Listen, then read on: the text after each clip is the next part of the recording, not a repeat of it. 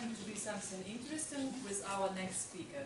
Let me introduce Timur Berezhnoy, lessons from fire, caviar, and computer games. Please welcome lessons from fire, caviar, and computer games, Timur Berezhnoy.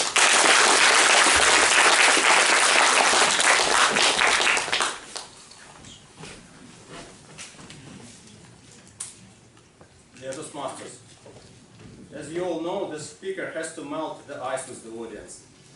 So I'm going to make a fire now.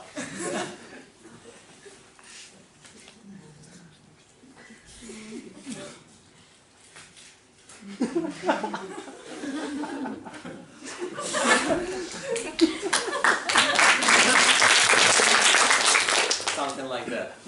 This way of setting the firewood is called the well. I learned it from my father. Last week I made fire using this technique in my father's country house in a fireplace. And when the flame began to grow and quickly consume the wood, an interesting idea inspired me. I turned to my father, who was cutting potatoes in the kitchen, and exclaimed, "Dad, I've just learned something important from that fire." "What? That you are already 30 and you urgently need to find yourself a good girl?" My dad is, as usual, trying to settle my personal life. In fact, a month ago I did find the girl. Gleb knows her, by the way. She was practically the girl of my dream. Very beautiful, and also clever, optimistic, and charismatic. And what's important, we had very similar worldview and values. Just like me, she wouldn't be with anyone, but was looking for her only one, unique partner. So I invited her for a coffee. She agreed. During the conversation, we started talking about food, and the girl mentioned that she had never tasted black caviar and dreamt of tasting it at least once. It wasn't a hint or something. Probably. Anyway, she said that. And after that date, I thought a little bit and decided to make her little dream come true. So I bought 150 grams of the best black caviar, paid for it 2,300 hryvnias to Russian occupants, and made the lady of my heart an offer she can't refuse, to come to my home and watch a movie together with black caviar and champagne. I thought, even if she didn't become my girlfriend after all, she would remember me for the rest of her life. And I achieved my goal. She now does remember me for the rest of her life. We watched The Phantom of the Opera, had a great time. I even managed to hold her hand. Then I took her home. As you have probably guessed, it was my last date with that girl. And I was really disappointed. Not because of the money. Just not every day you meet the girl of your dream and it doesn't work out. So, what is the best way to get rid of negative emotions? To escape from the city. The following weekend, my friends and I went on a fantastic trip to Novgorod-Siversky to visit its famous fortress.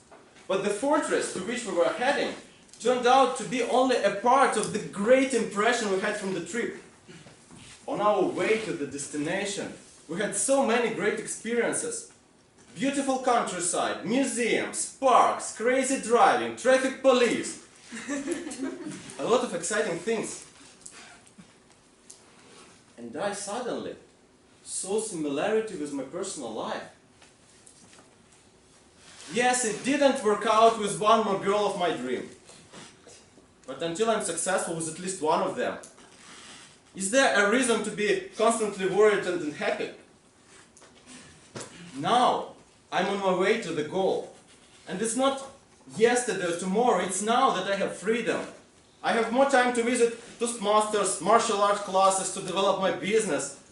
I have this great feeling from everyday improvement of my public speaking, leadership, fighting, money earning, and even girl at home with caviar dating skills.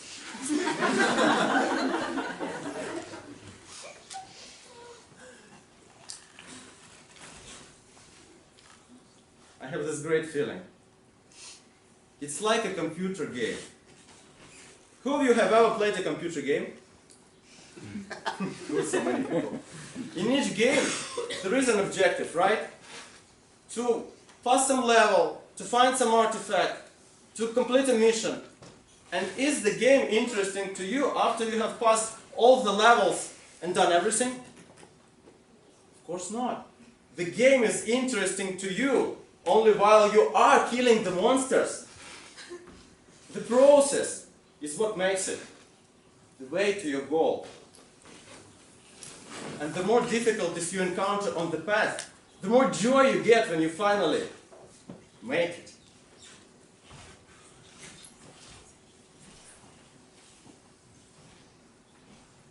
This is the great present I got from my fellow Toastcrackers for my last birthday. It's a picture of a lighthouse here, and the quote from the Bible: "May your light shine for the people."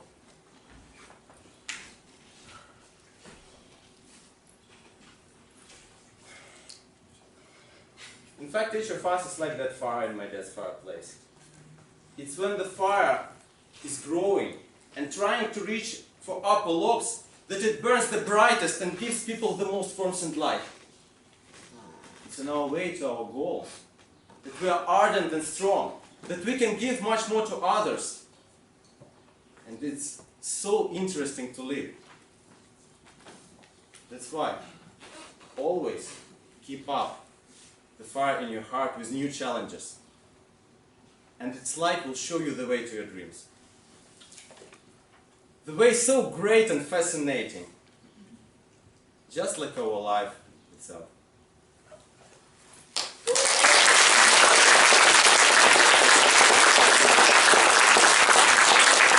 This was Timur Berezhnoy with a speech lessons from